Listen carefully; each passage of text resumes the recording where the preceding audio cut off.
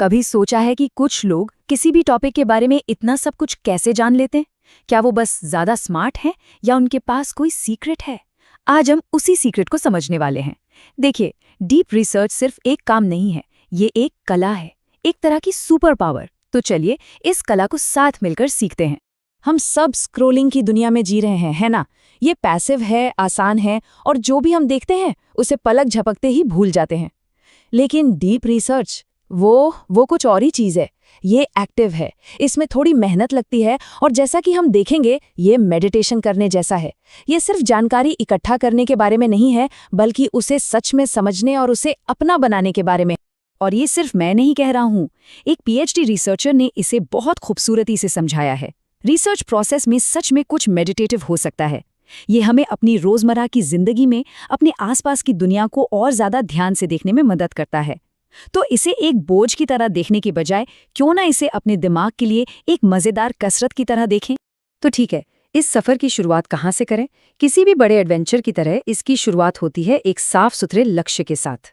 और रिसर्च की दुनिया में वो लक्ष्य होता है एक बहुत ही सटीक सवाल। जरा सोचिए कि आप मेंटल हेल्थ जैसे एक बहुत बड़े महासागर में गोता लगाने की कोशिश कर रहे हैं। ये एक अच्छा विचार तो है, लेकिन बहुत जल्द ही आप खोया हुआ महसूस करेंगे। ये बहुत बड़ा है, बहुत गहरा है और समझ नहीं आएगा कि कहाँ से शुरू करें। तो हमें क्या चाहिए? एक मैप। हम उस विशाल महासागर के एक छोटे से खास हिस्से पर अपना ध्यान लगाना शुरू करते हैं। जैसे शायद हम सामाजिक आर्थिक स्थिति और मेंटल हेल्थ के बीच के कनेक्शन को देखना चाहते हैं। हाँ, अब कुछ बात बनी, अब हमारे पास एक दिशा है।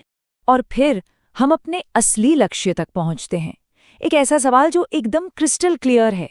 बचपन के दौरान कम सामाजिक आर्थिक स्थिति का बाद में मनोरोग संबंधी विकारों के विकास पर क्या असर पड़ता है?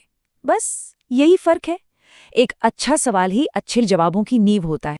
तो एक बार जब हमारे पास अपना मैप यानी हमारा सवाल आ जाता है, तो खजाने की खोज शुरू होती है। अब हमें जानकारी के समुद्र में गोता लगाना है और सोने की डली मतलब भरोसेमंद सोर्सेज को ढूंढना है। अब ये सुनने में थोड़ा मुश्किल लग सकता है, लेकिन इसे हम 4 आसान स्टेप्स में तोड़ सकते हैं। सबसे पहले एक हालिया रिव्यू पेपर ढूंढिए, फिर सोने की खान में उतर जाइए, यानी उसके रेफरेंस सेक्शन में। वहां से आप ज्ञान का एक नक्शा बनाना शुरू कर सकते हैं और आखिर में पुराने और नए साइटेशंस को ट्रैक करके टाइम में आगे और पीछे दोनों तरफ जा सकते हैं। ये बात सच में कमाल की है। किसी भी एक अच्छे रिसर्च पेपर का रेफरेंस सेक्शन जानकारी का खजाना होता है। ये उस टॉपिक पर सबसे जरूरी आर्टिकल्स की एक रेडीमेड लिस्ट की तरह है। यहीं से असली मजा शुरू होता है। और अच्छी खबर ये है कि इस खोज में हमारी मदद करने के लिए आजकल मॉडर्न टूल्स भी हैं। ज़ोटेरो जैसे रेफरेंस मैनेजर आपके सारे खजाने को ऑर्गेनाइज रखते हैं।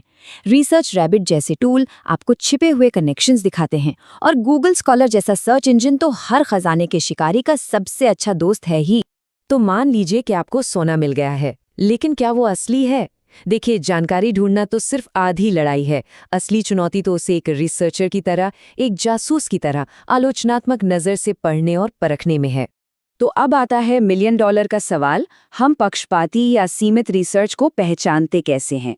क्योंकि इंटरनेट पर मिली हर चीज़ को सच मान लेना मतलब प्रॉब्लम को दावत देना है। चलिए एक जासूस की तरह सोचते हैं। हमें कुछ सुराग ढूंढने होंगे। पहला सुराग, पैसा कहाँ से आ रहा है? स्टडी को फंड किसने किया? दूसरा, क्या हेडलाइन और सबूत आपस में मेल खाते हैं? तीसरा, क्या वो सिर्फ 2 चीज़ों को जोड़ रहे हैं या वाकई एक चीज़ दूसरे का कारण बन रही है? और चौथा, सबसे बड़ा रेड फ्लैग, क्या वो डेटा के बजाय सिर्फ किस्से कहानियों का इस्तेमाल कर रहे हैं? ये सवाल आपको सच के करीब ले जाएंगे। और यहाँ एक छोटा सा सीक्रेट है जो एक्सपर्ट्स जानते हैं। एक सच में अच्छी और ईमानदार रिसर्च की पहचान क्या है? वो अपनी कमियों को खुद स्वीकार करती है। जब कोई रिसर्च पेपर अपने डिस्कशन सेक्शन में अपनी लिमिटेशंस के बारे में बताता है, तो ये उसकी ईमानदारी का एक बहुत बड़ा संकेत है। अब जब हमारे पास इतनी सारी जानकारी आ गई है, तो हम इसे अपने दिमाग में व्यवस्थित कैसे रखें? इसे खोने से कैसे बचाएं? बस यहीं पर दूसरा दिमाग बनाने का ये कमाल का आइडिया काम आता है।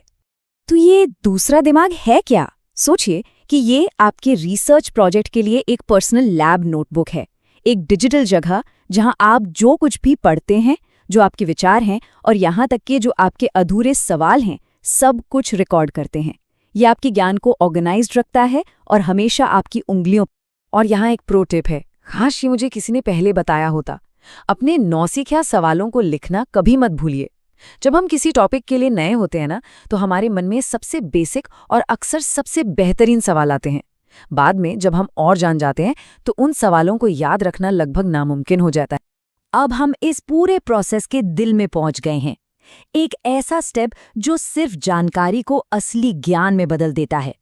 क्योंकि सिर्फ पढ़ने और सच में सीखने के बीच एक बहुत बड़ा फर्क है। एक तरफ है पैसिव लर्निंग, बस पढ़ना, हाईलाइट करना, स्क्रॉल करते जाना, और दूसरी तरफ है एक्टिव लर्निंग, कुछ बनाना, किसी को सिखाना या बस अपने शब्दों में समझाना। असली समझ तभी आती है जब हम सिर्फ एक दर्शक होने के बजाय एक एक्टिव क्रिएटर बन जाते हैं। तो असली चाबी यही है, उस ज्ञान को सच में अपना बनाने के लिए आपको उसका इस्तेमाल करके कुछ बनाना होगा। एक निबंध लिखिए, एक ब्लॉग पोस्ट बनाइए, या बस अपने शुरुआती सवाल का एक डिटेल्ड जवाब तैयार कीजिए। बनाने का ये जो प्रोसेस है ना, वही सीखने को पूरा करता है। ये एक ऐसी बात है जिसे हमें कभी नहीं भूलना चाहिए। पैसिव लर्निंग को असली सीखने से कंफ्यूज मत कीजिए। जब हम जानकारी के साथ जूझते हैं, उसके साथ खेलते हैं और उसे कोई नया आकार देते हैं, तभी वो सच में ज्ञान में बदलती है। और आखिर में इस प्रोसेस को एक आदत बनाने के लिए यहाँ एक बहुत पावरफुल टेक्निक है। हर बार जब आप रिसर्च करें तो सेशन के अंत में खुद से ये 3 सवाल पूछें। आज मैंने क्या सीखा, अभी भी क्या है जो साफ नहीं है, और मेरा अगला कदम क्या है। ये आपको क्लैरिटी देगा और आपको आगे बढ़ने के लिए मोटिवेट करेगा। क्योंकि आखिर में रिसर्च सिर्फ जवाब खोजने के बारे में नहीं है, बल्कि बेहतर सवाल पूछना सीखने के बारे में है।